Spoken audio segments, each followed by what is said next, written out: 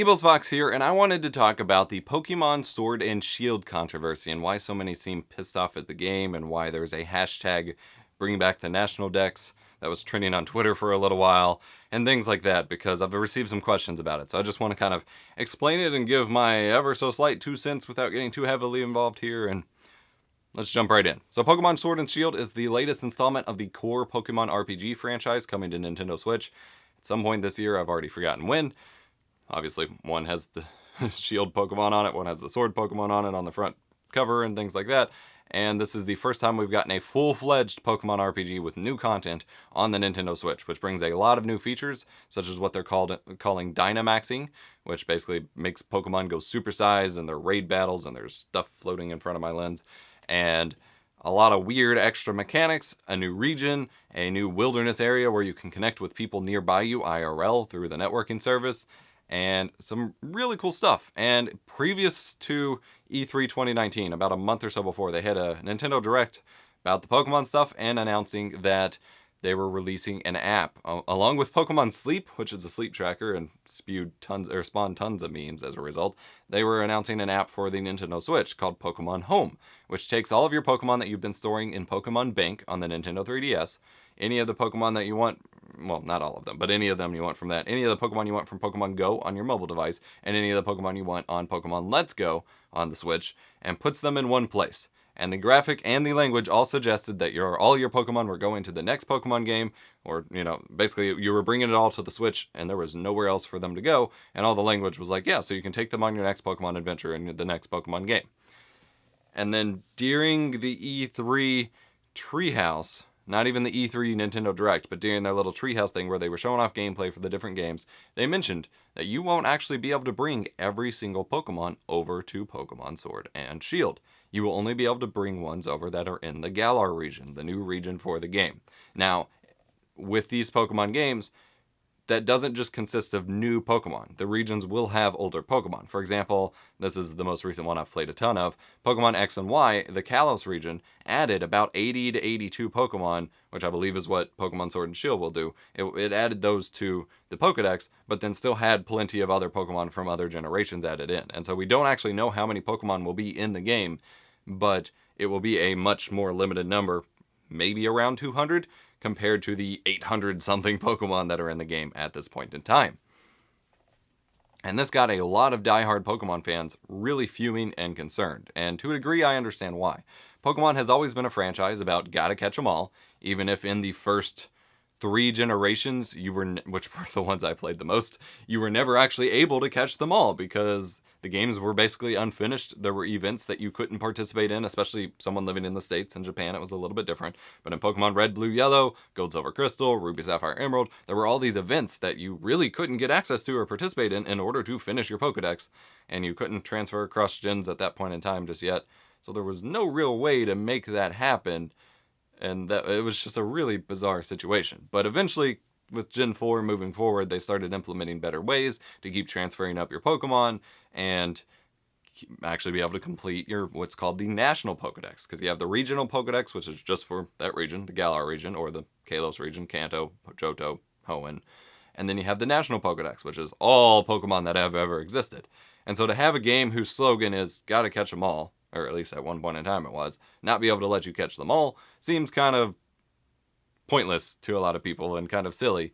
But also there are a lot of players who have kept the same team through games, who have worked really hard to, breed certain EVs and IVs and CPs and all these like metagame stats into their Pokemon, as well as Shiny Farm for the color variants of Pokemon, and have crafted these teams that they have brought along their journey for potentially like 20 years worth of games that they won't be able to bring with them anymore, or they theoretically won't. We don't actually know which of the other 800 Pokemon that already exist will be in the new game, but that will mean that inevitably someone's favorite Pokemon, even mine, would not be playable in the game.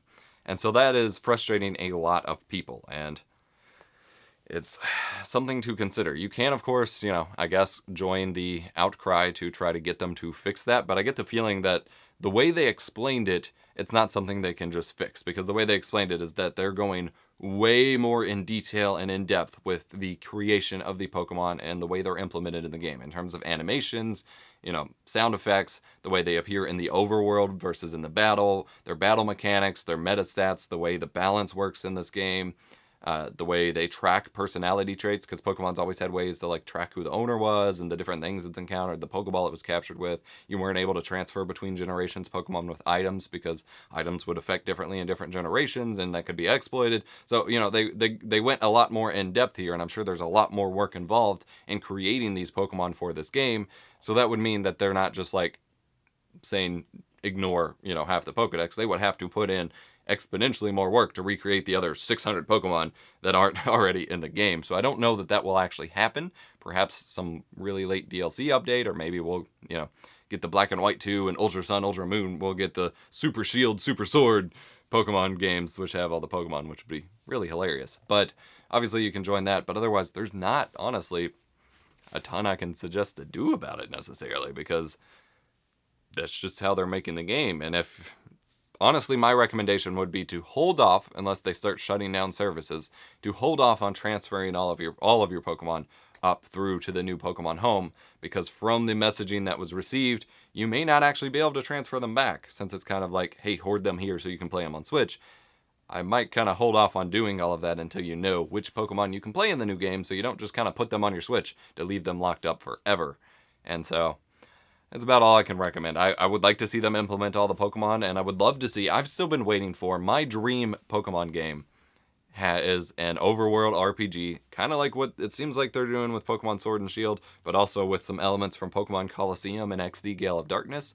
A real RPG that takes place in the overworld, you run around 3D time space, whatever, that has all the regions we're already familiar with. I don't really want a new region or new mechanics or new battle modes, Z moves, primal forms. None of that makes any sense to me, and it's just way too much. I just want to play Pokemon, man. That's why Pokemon Let's Go has been a blast so far, even though I'm not done with it yet, just because it's Pokemon again, but with a fresh coat of paint. But I want, more classic, up to 3rd or 4th gen mechanics and style, but connecting all the regions, because that was the best thing in the world about Gen 2, was getting to go from Johto to Kanto. Even if it was a weaker part of the game and arguably unfinished and it took much less time to plow through it, it was still a great experience. And just as a kid, be like, oh, we get to go back? It was just really cool. So connecting Johto to Kanto to Hoenn to Orange Islands to Sinnoh and Orr, and I don't even remember all the region names, but putting them on a big map, letting you travel through them, make it one of those games I always complain about, that it's an open world game where you can put hundreds of hours into it. You have separate league paths and badge paths and Elite Four tournament editions, tournament instances. You can set up a really great story and different ways to go about the mechanics. You can have it to where if you go in certain tournament modes, you can only bring certain Pokemon, so different regions can still have their own unique twist.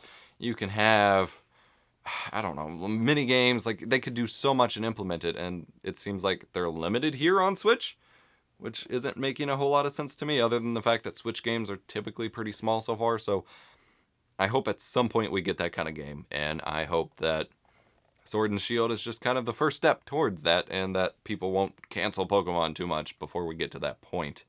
Also, I would like to note the new sheep Pokemon I would really love to see in a field with Mareeps and Flaffies and Amphiroses, because to have a sheep and be like, yeah, we got a sheep, and it not be with the other sheep, just really bothers me. I like Ampharos a lot.